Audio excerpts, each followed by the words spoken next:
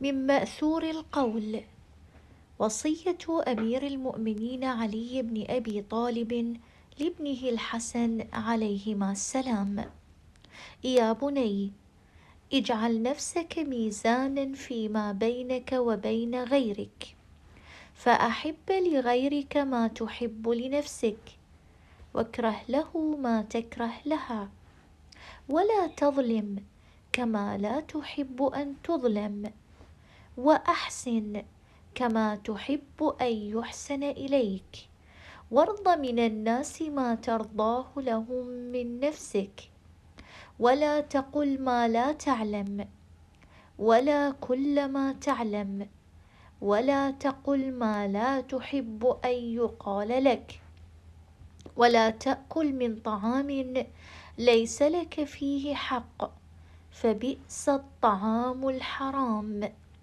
وجد في الحصول على معاشك، وإياك والاتكال على المنى. معاني المفردات: بئس كلمة ذم وهي ضد نعمة. جد اسعى، كن جادا في عملك.